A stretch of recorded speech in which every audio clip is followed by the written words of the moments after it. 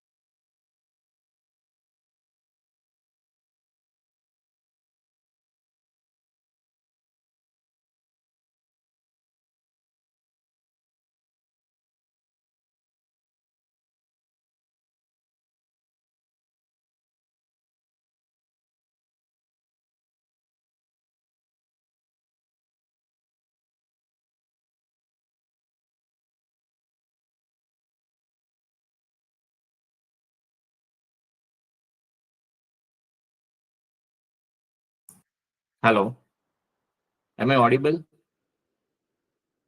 Yes, sir. Yes, sir, you are audible. Thank God. Yes, sir, you are audible, sir. So, yeah, just 2 minutes, right? I'll share the screen.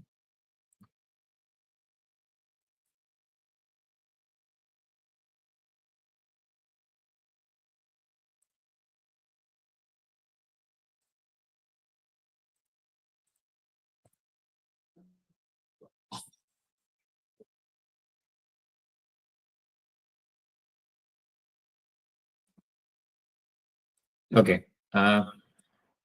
So today, with the last day of the PhD coursework, right? Right. So today is the last day for the PhD coursework and the last topic of any PhD journey, if at all you remember, right? So it is called the reference management, right? So today we have taken the topic is called the reference management, and how we have to proceed for that, and how the reference management creates an impact on the research journey, why people are maintaining references, what is the basic importance of reference management, and how it makes a differentiation as far as your research journey is concerned, right? So there are so many things that we have to look forward and we have to discuss today, and these are the important parameters as far as the quality of research work is concerned, because references are playing very important role since the beginning of the research journey, and if at all we have to end our journey with happy ending, then again the references and bibliography plays a significant role as far as the concluding portion. So due to which we have to give the appropriate justification to this particular portion, and accordingly we have to proceed further, right? So that is where the compilation of references and bibliography plays a significant role, and it is very important that we should maintain and we should arrange in a very systematic way, right? So that as and when it is required to recall the research journey, to recall the research concept, to give the proper scientific justification to the research concept, right? So all those parameters, if at all we need to justify, then the reference management needs to be properly arranged, right? So this is what the concept for which we are discussing today, and you must know that in PhD we are minimum keeping 100 200 references and bibliography as a part of our reference management, right? So why we are keeping it, how we have to keep it, what are the parameters that we need to keep it, right? So that is what is all about the part of the discussion today. So this is a flow of presentation that we are going to see. Firstly, we are going to see the meaning of the references and bibliography, right? So what is the meaning of references and bibliography? Many times we are considering that they both are same, almost they are same, but if at all we need to differentiate, there is a thin line of differentiation, but also we have to see this differentiation as a part of the discussion, right? So it is very, very essential that we also have to keep in mind that thin line of differentiation as a part of the reference management. Then how to start bibliography and references. So if at all we are starting our PhD journey, right? So how the beginning point of the reference management and bibliography will affect to our research journey. So that is where we have to learn how to start collecting references and bibliography. What are the various sources through which we can get this appropriate amount of references and bibliography, you know, and there is not only limited to one or two sources, but there are multiple sources through which we can generate the references and bibliography. That is all we have to discuss. Then third point that we will discuss today is what is the reason that every researcher, every PhD scholar, needs to collect the references and bibliography.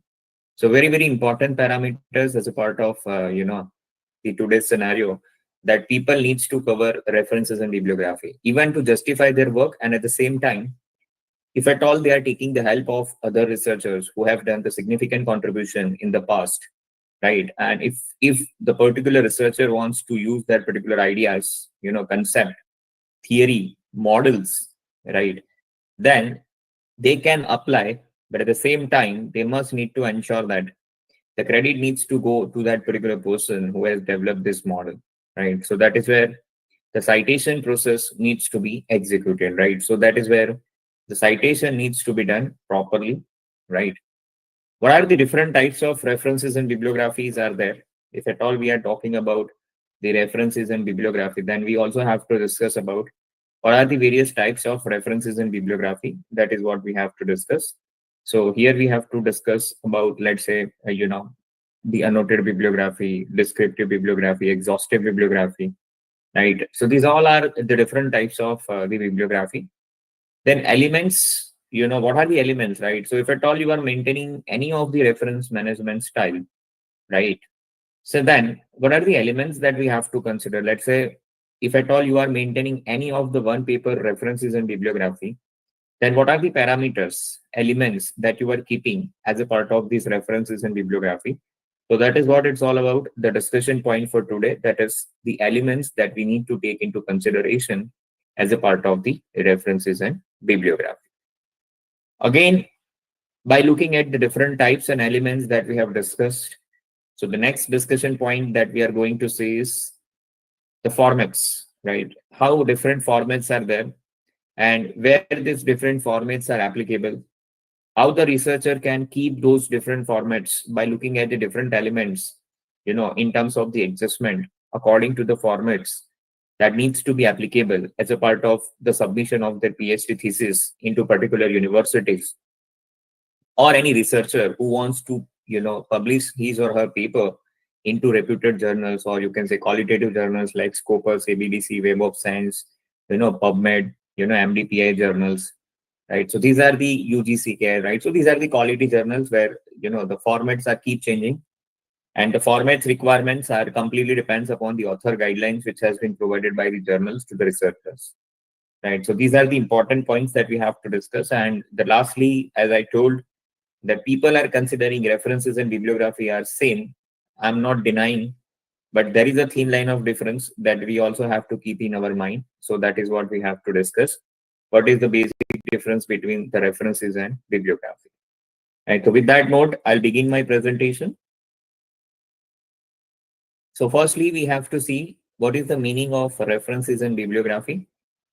So references is typically refers to the sections at the end of a paper or a document where you list all the sources you cited or consulted during the references and writing process, right? So references, we always keep it in the last portion, right? Whether it is our PhD thesis or research paper, we always keep it in the last, right? So references are always going to be the part of the last point of discussion for the PhD or research paper, right? And that is where we are citing at the last. And that is what the reason for we are keeping this references in the last point, because during the research journey we might have consulted this references and bibliography for multiple times, right, during the writing of the paper or writing of the thesis, and incorporating the right concept and idea as a part of our research project, right? So that is where it is called very, very important. The references could be anything. I'm not saying that it should be only journal articles, right? References and bibliography could be anything from where you are getting an idea what to keep in your research journey and what not to keep in your research journey, irrespective of the matter, whether you are talking about the PhD thesis or research paper, right? So here is the discussion for the PhD coursework. But yes, PhD coursework does not consist only PhD thesis, because if at all you have to complete your PhD, it is a requirement of publications and the presentation of the research paper also. So we have to keep all those things into mind, and with the proper guidance, we should go ahead and we should proceed further as a part of the research journey, right? So that ideas you can always get it from the various books, journal articles, websites, reports, interviews, and any other materials that contributed to the development of your work. So anything and anything and anywhere where you are getting an idea about your research work, right, irrespective of the material that you are keeping, right? So that is considered to be the references and bibliography for you, right? So this reference sections usually follows the main body of text and any appendices. Now I want to ask you, what is the main body of text, right? Or if at all we have learned, you might have gone through the research books like C.R. Kothari, Damodar Gujarati, right? So basically they are talking about the how many parts of research is needs to be executed for any researcher in their research journey. Anybody has an idea how many research parts are there? If at all we are starting our research, how many research parts are there?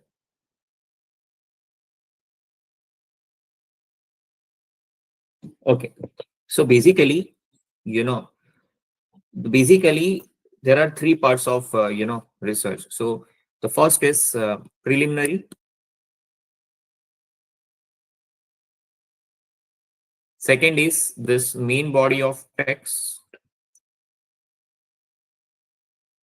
and the third one is end part. Clear? So what is this preliminary part is? So this preliminary part is nothing but title, keywords, abstract, that we are keeping in our research. Is it clear? Clear to everyone? Right. Then this main body of text is nothing but whatever you are doing as a part of research methodology, data analysis part. Right. So here the main body of text, yeah, here in preliminary, it also consists of introduction and LR. So here it is main body of text. You have to have research methodology and data analysis. And end part is findings, conclusion, references, and appendices. Right. So this is where, so reference sections usually covers all the parameters that you have drafted in your research journey in main body of text. Right. That is a part of this. Right. And any appendices, right? So any appendices means if at all you have used any references for questionnaire preparation or for any data generation activity, right? So that is where you can keep it the references. Clear? So, and if at all you are maintaining any of the references, so here you are maintaining the bibliographic information about the sources, right? So when we are saying that bibliographic information, so it usually consists of the name of authors, the title of the paper, publication date, when it has been published, the publisher where you are publishing, and any other relevant information that is going to be usable as a part of your references.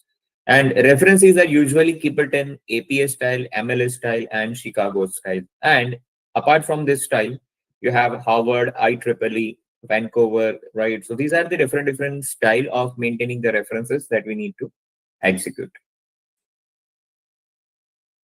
Then what are the benefits, right? So that is called why we need to maintain the references. So first of all, the references will help you out to narrow down your topic from the vast topic to the particular level, right? And the references and bibliography will help you out to put your topic into the proper size in a terms. It should not be too broad, it should not be too short, right? So the title of the research should be appropriate. And do you know the title of the research is always works on EIC model? Do you know what is EIC model? Anybody has an idea what is EIC model? You cannot see the chat, right? So you can unmute and you can answer.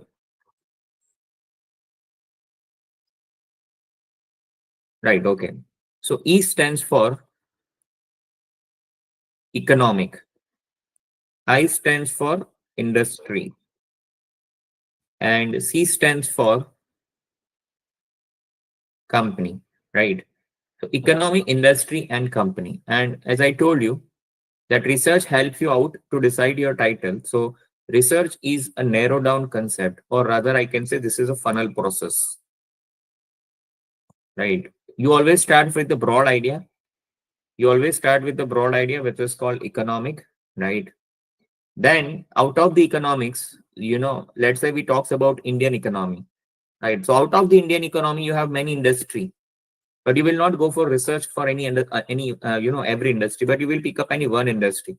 So you will reach over here, right? So this is E, this is I, and out of this industry there are multiple companies, right? Or might be not companies, then in industry, there are multiple products. And even if you reach to the company, right, there is a subcategory of products and services, right? So economy, industry, company, and then products and services, right? So out of the company also you can select it out few products and services on which you want to do the research, right? So this is where the references is going to help you out, how the previous researcher has worked out, what are the important parameters that has been taken into consideration, and how these parameters are going to be executed as a part of the research work, right? So all those ideas you will get it, by this kind of work, right? So, and this kind of work is only possible when researcher has managed his references and bibliography in appropriate manner, because this kind of reference management can help you out to reach to your idea in a very desired mode, very nearest to that, so that the appropriate and proper justification to the research is kindly possible. And that's where the references and bibliography also help you out to prove your research, irrespective of you are talking about the PhD research work or research paper, right? So this kind of work is going to help you out to prove your research to be ethically correct, original, and significant. Ethically correct in a sense, we cannot draft and we are not inventors of anything, right? We always do the research. We are not inventing anything out of the social science, but we are always doing a research on some parameters of the social science which has been already been happened, right? So we are not an inventor, but yeah, definitely we are trying to prove some ifs and buts, or there are some changes in the market which has been happened due to these parameters, right? And we will check how these parameters are going to be changes according to the changes in the external or internal environment. So we are just checking the impact of this, but we are not checking the parameters. We are not inventing any other parameters, right? That parameters has already been invented by some others, right? We are just looking the changes in, if at all there is a changes in the parameters, right? So what are the effects on this? So we are just checking this part. We are not doing anything extraordinary out of this, right? So that is what we have to see to it. Clear? So this is what the limitations that we have to focus upon, and accordingly we have to behave, right? Then help find original means, if at all justice to your research work, that means your research is original. You keep two things in mind. Where you are keeping the ideas and theories of others, you always cite them with the references, and those part of data analysis, right, which has already been executed by your own self, that is going to be original, right? So here ethical always comes into picture, where you are using LR or introduction theory or some RM part, right, from the others. Original means this is a part of data analysis, and significant means it should have some societal importance.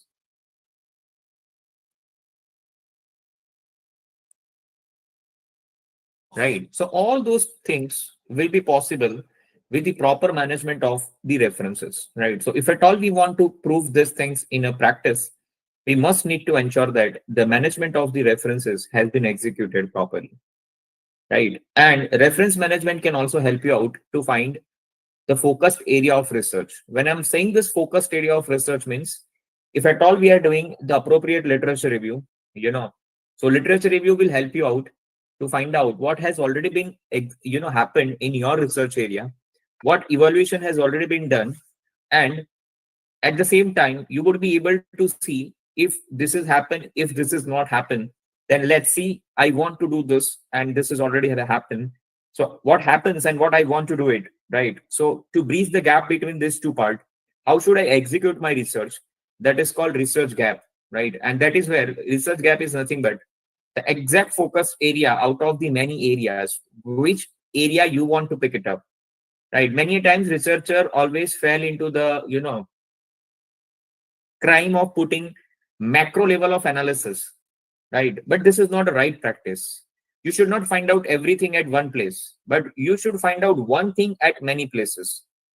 That's where you can compare, you can identify the gaps, and you can provide the appropriate solutions, right? So research is a kind of right, you have to identify the appropriate area where you need to incorporate the research through the proper literature review.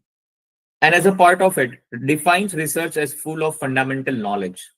Whenever you conduct your research after research gap, you must need to ensure that all the parameters of research should be justified in a scientific manner.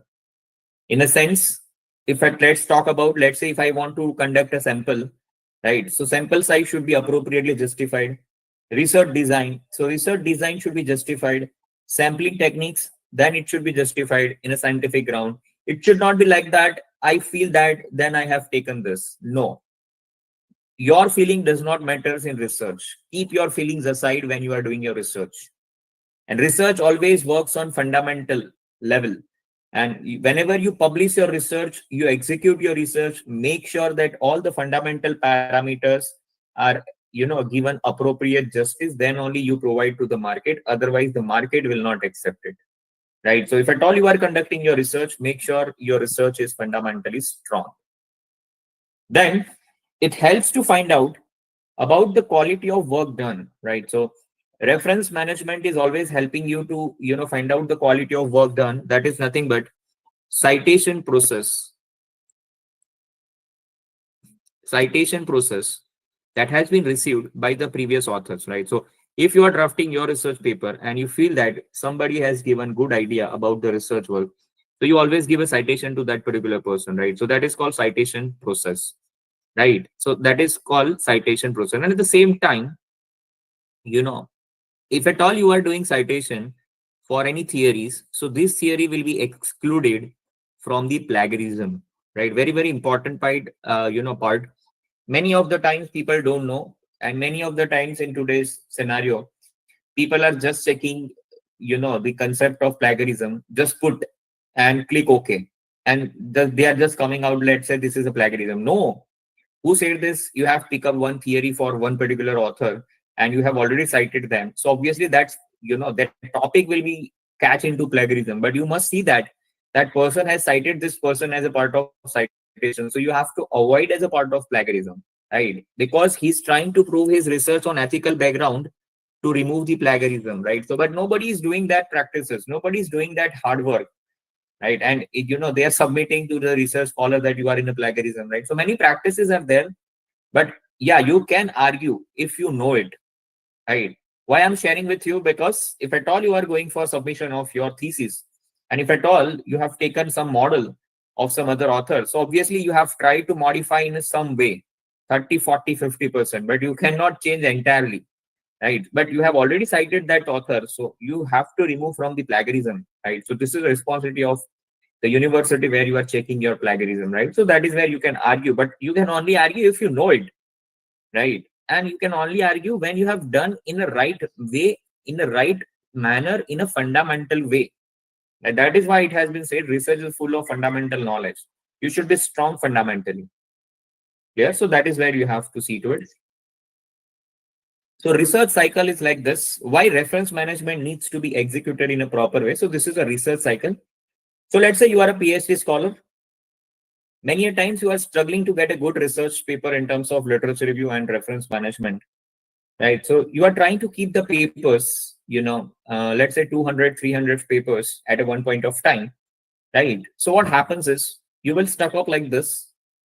You just imagine how much time you are taking to read one paper from the references. And let's say you are doing PhD work, or even in today's scenario, if at all you are doing research papers, so 50, 60 papers minimum you are reading, right? So you need how much days apart from your day-to-day life in college and universities, from your teaching and administrative duties? Are you getting that much time to see to it? And if at all you are trying to manage that much amount of time to read one paper, or at least 200 papers for one time in 6 to 12 months of journey in PhD work, then do you think that out of many tasks that you are performing in a day, from 1 year, will you recall the same paper which you have read in last year? Is it possible? Tell me. Is it possible? Is it possible? Am I audible? Yes, sir. Right, right. So is it possible that you recall what you have read before 1 year? No, sir. Right? It's not possible. Right? Be interactive, right? It's not like that I'm your faculty and you are learning, right? So you keep sharing your ideas. It's good. So you read it and you try to write it, right? Whatever you are reading, you are trying to incorporate. So you are trying to incorporate 200 papers. Just imagine how much hard work you are making, right? And if at all you are doing it for 200 papers, then there would be a chances that you might forget what you are writing. Whenever you reach to 150 paper, you might forget what you have written in fifth or sixth paper. Quite possible, right? Because the amount of effort that you need to keep for one paper, reading and writing, and once you reach to the 150 steps ahead of this journey, you might forget the first or second step that you have done, right? So what happens at the end when you are doing both of these practices, right? You are just digesting this concept of reading the papers on a topic which you want to do the research for your PhD work. But what happens is you are failed to manage your resources in an appropriate manner, or if at all you are managing in your system, but that resources is not managing in your mind, because you are not able to recall what you have read before that, right? So you are eating the food in your mouth, right? But it is not going in your mouth. You are reading the paper from your mind, but once you complete some papers after some period of time, you won't be able to recall the first or second paper that you have read it, right? So this is a position that you are putting yourself into the practices that is called reams, right? You won't be able to recall what exactly is happening, and if at all you are not able to recall this and you are pulling into this practice to yourself, you are going into this practice which is called, right, repetition. So if you reach at the 150 paper at the first year, end of the first year, you are trying again to go at this step, and just imagine how much painful it is, right? You have to go through all that paper's title, then you again go to read of all that particular paper. You don't know what concept has been written in which paper, right? So this is called mismanagement of the references and bibliography. So it is very, very important that you compile your references and bibliography, to the variable wise. You can compile your references and bibliography with parameter wise, right? Product wise, right? Whatsoever you can differentiate, factor wise, right? So this is how you try to avoid this particular situation in your reference management system, right, during your PhD journey, right? So if you have bifurcated those references into factor wise, so I think, let's say if you have a 6 factor for 150 papers, so for every factor you have 25 papers, right? And you can differentiate your work. Let's complete this first task on this factor, then first task on this factor. So whatever factor that you are looking for, you will be able to justify whatsoever parameter needs to applicable in this factor. You will try to incorporate in literature review, and at the same time you will also try to incorporate in the questionnaire objectives, right? Based on objectives, hypothesis, data analysis, whatsoever things that you need to apply for this factor, you would be able to finalize, and you don't have to go from here to here again. I hope I'm making sense, right? So this is in the hands of researcher. Is it clear?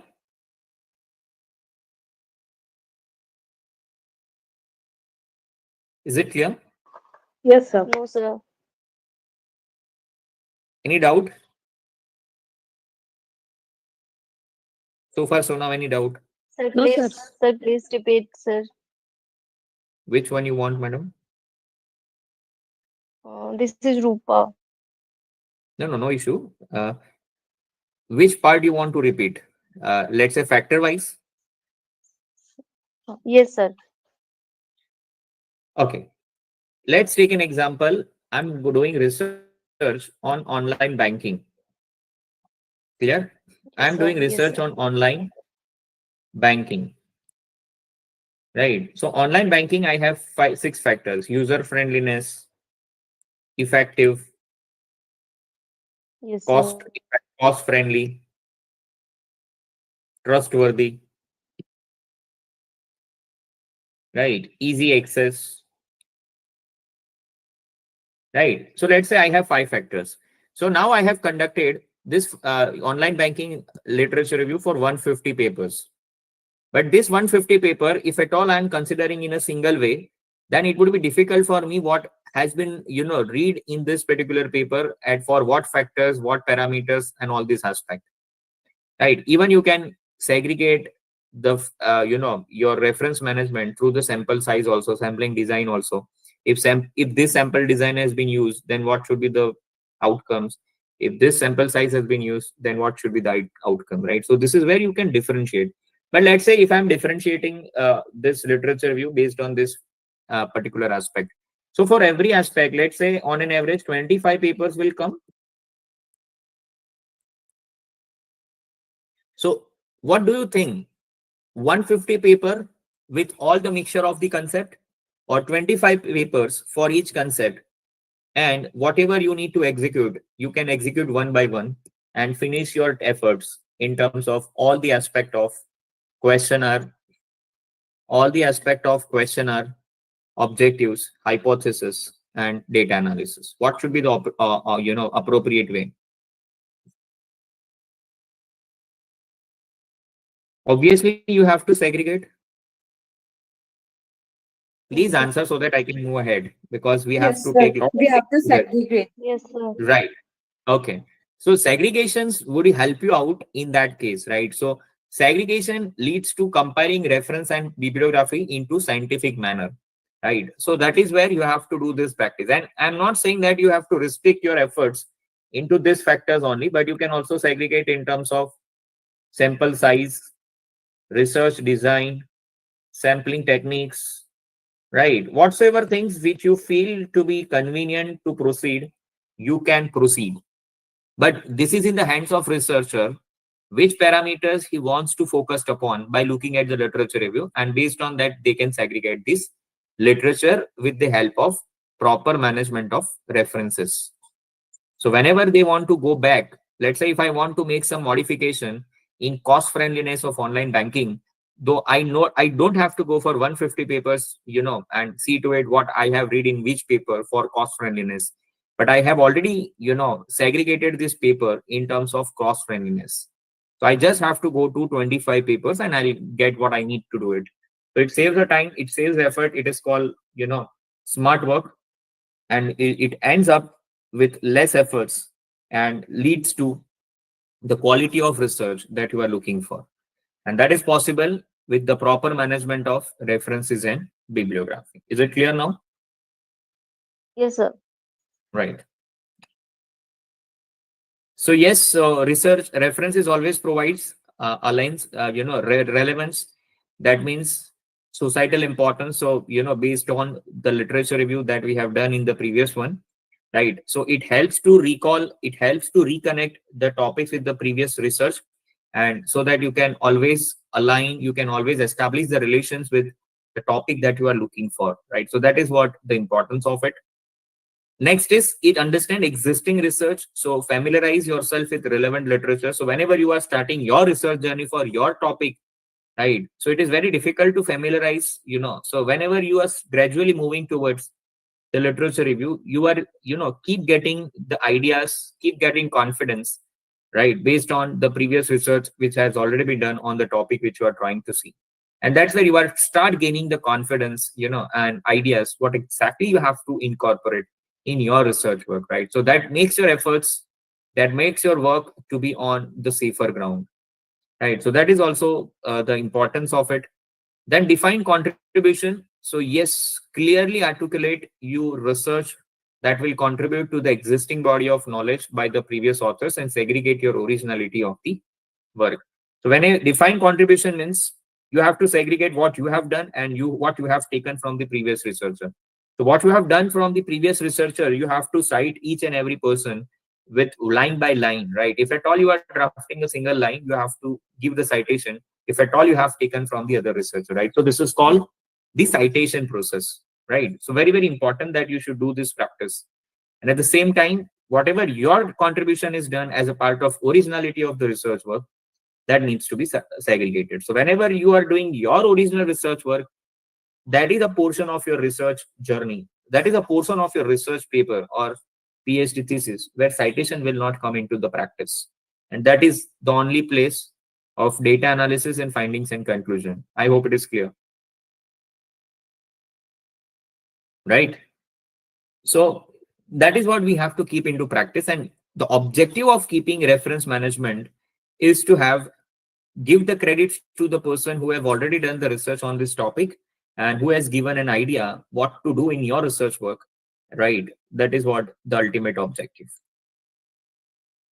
The structure of your paper. So references also help you out to make your structure of the paper. So usually the structure of the paper is, this is the chapter 1, right? This is chapter 1, introduction, chapter 2, literature, methodology, 4th is result and discussion, 5th is conclusion, right? So introduction, literature review, research methodology, data analysis, and findings and conclusion. Another part is, references also help you out to get an idea how to draft your research paper. How to draft your research paper in a sense, how the language should be used, how the different modulars used to be used, right? And how to be incorporate all such aspect into the practice, right? As a part of clear language.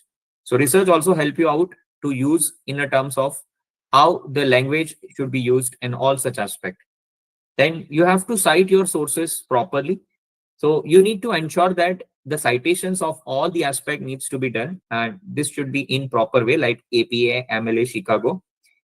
It is on the hands of universities and research journal where you are trying to publish your paper, right? So there is no strong guidelines that you have to submit in APA and MLA, but you must have to see the author's guideline for research paper and university guidelines for drafting thesis, right? And accordingly, you have to manage your references. Reference also help you to, stay updated as far as whatever recent and latest research which has already been happening in your areas. So it helps you to keep update yourself, right? Reflect and improve. So reference management regularly review your process and outcome and always provide you for the improvement. So you must observe yourself, right? जैसे आज आप कुछ papers पढ़ रहे हैं और 2 साल बाद आप कुछ पेपर पढ़ेंगे सेम टॉपिक्स पे, recent publication I'm saying. So you will keep notice whatever the innovation which is happening in your paper and topic. Right? People usually afraid with the changes, right? So whatever changes happening in the market, it creates an opportunity, right? Opportunity creates, employment. So you always adopt the opportunities and proceed further. Right? You have to engage yourself with peers, right? Engage yourself with peers in a sense, you have to attend the conferences, workshops, seminars, right? And you must try to networking with other researchers and learn from their experiences. This is also one of the important aspects, right? So as I always say that research is a collaborative effort. So whosoever is a good researcher in your area, or if at all the person who is very good sound in terms of application of all the research methodology, data analysis tools, so you always keep updated with them, stay connected with them, and then get an idea and learn, right? So that is what will done through the references whenever you refer the papers and get an idea about that particular researcher. So yes, reference management also help you out to find out the good quality journals, not from your point of view also, but from the journal point of view also. If at all journal wants to identify that particular researcher has gotten references from the quality journal, so references will help them out, whether this topic, whether this idea, whether this concept, whether this line has been taken from the quality journal or not. That is possible through the reference management. So this is the quality reference management that you can always go for the journals like Scopus, Web of Science, Taylor and Francis, Google Scholar. Apart from that, you can go for MDPI, right? Inder Science, right? So these are the good journals which you can always focus upon, right, for your references. Why do we need? Yes, so we have already discussed not many things. So to acknowledge others' work whenever we are taking as a part of ethical consideration, right? To allow others. So whenever our research publication has been already processed in the journal, so whenever future researcher wants to take an idea from our article. So yes, they can also be in a process to cite ourselves, and we will receive a citation. At the same time, we are receiving a credit. That is called the respect that we are receiving for our work, right? So get recognition and authentication of work. So yes, so whenever the market will applause your research work, you are always awarded with a great amount of number of citation, and that is possible through the reference management, right? So this is what the benefit of the references in bibliography. Annotated bibliography, that are the types. So annotated bibliography is nothing but you have to put in any of the style of references. But annotated bibliography covers 3 to 4 line explanation about the research topic, evaluation of its creditability, authority, and usefulness of the research. Right. So whenever you developed any bibliography, you just have to write 3 to 4 line explanation about these 3 criteria, right? About that particular paper or the authors which you are referring, right? So that is called annotated bibliography. Selective bibliography means you should not write all the references in bibliography, but you should only select those bibliography which has given a significant contribution in your research work, right? In terms of all the variable sources on topic, right? Keywords, right? And about the understanding of the subject matters that you have received from that particular references. That is called selective. Subject bibliography. So you always keep as I told you, let's say online banking, you have segregated into 5 variables. So instead of putting all the 150 bibliography together, you segregate them into subject wise. User friendliness, trustworthy, easiness, right? Whatsoever parameters you have taken. So it would be easy to recall as and when in the future you want to go for it, right? So subject bibliography helps to locate the resources on a particular topic and provide a truest list of material for further exploration. So whenever in future you want to go back and remodify certain variables, certain ideas, then if at all you have maintained your bibliography in this manner, so it will help you out, very easily, effectively, with less efforts. Exhaustive bibliography, right? It attempts to list all variable sources on particular topic, right? So here, it is completely opposite to the selective. Selective says that only selective will get a chance. Exhaustive says that all things will get a chance, whether it has given an idea to your research work or whether it has not given an idea to your research work. Because it also says that whenever you read the papers, there are certain papers you feel that it is needs to be incorporated in my research work, and there are certain papers for which you are having a feelings that that should not be incorporated in my research work. So the papers who are giving you the feeling of not to incorporate in your research work, that is also an idea that you are receiving from the other researcher, right? So that is where exhaustive bibliography will give the respect to those researchers who are giving our idea that this idea should not be incorporated in your research work, right? Because in life there is 2 important aspects: what to do, what not to do. That should be clear. So exhaustive bibliography will help you out what not to do in your research work. So that is also the contribution which has been made by the other all researcher in your research work. That is called exhaustive. Chronological. So instead of arranging into subjective and all other parameters we have seen here previously, so chronological can be either alphabetically A to Z you can arrange, or if at all you have arranged in numbers, so it helps you out to arrange number in 1 to 150, or even chronological you can arrange in ascending and descending, right? So this is also possible. Depend upon the need of researcher, you can proceed further and arrange it accordingly. Descriptive bibliography. So once you write your reference and bibliography, you have to describe something in terms of the information about the particular research, in terms of history, bindings, and other bibliographic details, right? In terms of history and all such aspect which is needed to be executed. So elements. So here is an elements. So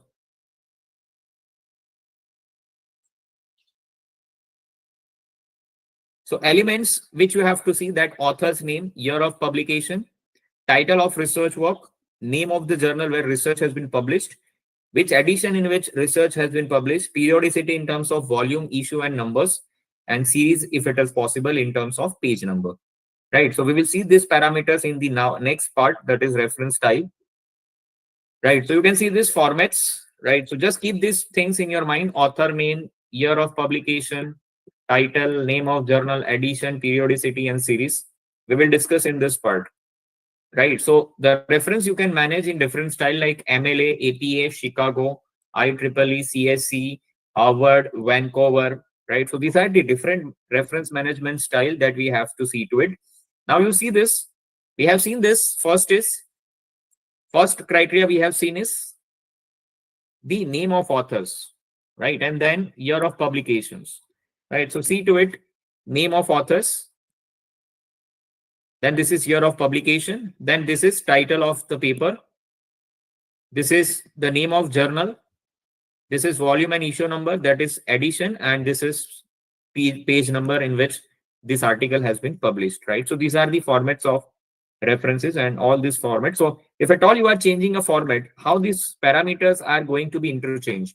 So if at all you are going for MLA reference style, you can see this. Firstly, the name of authors come, and both last name and first name will be written completely, full name, right? And year of publication will be come over here, right? And then the rest of the things in terms of paper title, journal name, volume and issue number. But you can see this volume and issue number.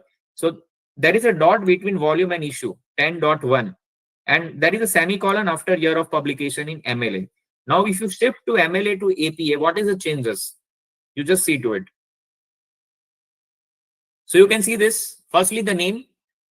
In MLA, you are writing full name of the author, but in APA, you are writing only last name full and full name, first name to be on first letter only. First name should not be full, right? It should not be Soni Krunal, but it should be Soni, comma K, and Desai, comma M, right? Not Desai Maulik, but it is Desai, comma M. Then year of publication in MLA style was here. Now it has reached to here, right? So year of publication has changed. If you see volume and issue number, so previously it was 10.1, but here it is 10 in bracket 1. So issue number has been written in immediately after volume in bracket, and semicolon has removed after volume and issue, and it has put as comma. I hope it is clear what I'm saying. Yes, sir. Yes, Right? sir. That is Yes, where sir. point will come out. If you see this Chicago style, again, you can see this APA style. There was not full name, but here again it is a full name. And from APA, the year of publication was here. Now year of publication came here, right? Rest of the things is common, title, journal. But now you see this volume and issue number. So issue number was in bracket. Now it has been 10 comma, and it has written number. And again, the semicolon came into picture instead of comma, right? So these are the important changes from APA to Chicago. Clear? So this is what the difference point that you have to follow, right? So now we will end up with this conclusion that what is the difference between references and bibliography. So references and bibliography means, so references is all the resources that you have read and referred. Very, very important. You have read and referred means you have read and you have incorporated the ideas of that authors into your papers. That is called references. But bibliography is list of everything you read, whether or not referred, whether you have incorporated or whether you have not incorporated, right? So bibliography is a very wide term. And bibliography consists referred and not referred.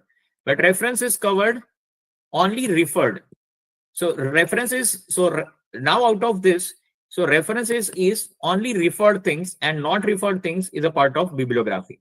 So whenever you maintain your references in bibliography, so whatever article you have read it, right? So there would be a two part. There are articles from which you are taking complete idea of your research work. That is called references. And there are certain articles which you are not taking the ideas for your article. That is bibliography. I hope it is clear. Yes, sir. Right. Yes, sir. Yes, sir. Yes. Right. And the Yes, sources sir. from which you will receive a references and bibliographies, books, journals, newspapers, conferences, government publications, or any other electronic media, website, bibliography, thesis reports, and unpublished work also, right? So that is what its sources. Parameters for identifying quality references. So I already mentioned that you should always go with quality journals which are having high H index and I index and university ranking and affiliation, so that your publication chances into particular journals are going to be on higher side. Yeah. The reason for references and citations, we have almost discussed everything, so I'm not going to discuss again and again. Yeah, right. But for your reference, you can read it. Okay. So thank you so much for connecting. I'm making this session open for the question answer. So if at all you have any questions, please ask.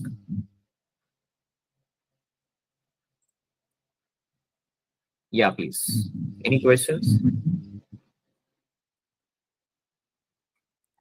Sir, which tool do you think is better for entering the references if I want to compare between Mendeley and Zotero? Do you have some comparison between these two? Which one is better? Zotero. Zotero is better. Okay. Right. We are very soon coming out with a Zotero reference management. So you must join.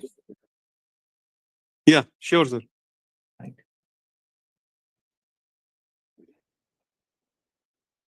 Right. Yeah. Any more questions? Sir, anything to do with the font? Like in references, do we need to stick to some particular font, or it can be any font we can use? Usually it is 12 size, right? And it depends upon the author's guidelines, right? As far as research paper is concerned. And if at all it is PhD thesis, then university guidelines needs to be executed. But if at all it is PhD thesis, then the font type needs to be remain same for which you have drafted your original main body of text in your research. So no need to change font type and font size. But if at all you are referring any other journal, so you need to follow the author's guidelines from the journals.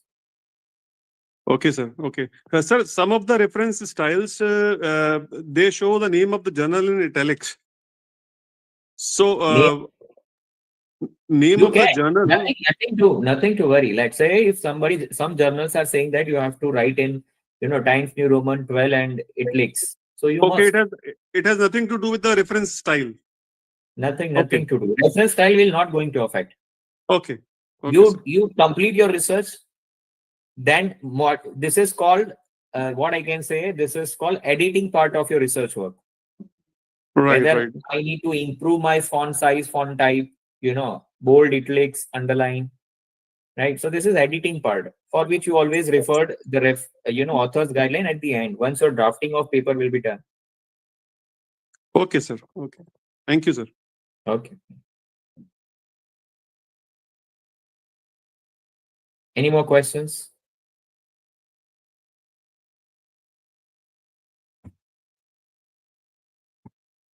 Okay. So thank you so much for connecting, all of you. Thank you, Research Foundation of India, Ajay sir. Right, I hope you will manage your reference, and we are shortly will come out with reference management through Zotero very soon. So please join and support us. Right. So thank you so much. Thank you. Thank you, sir. Thank you. Thank you, sir. Thank you, sir. Thank you, sir. Thank you, sir. Yeah. Thank you. Good day.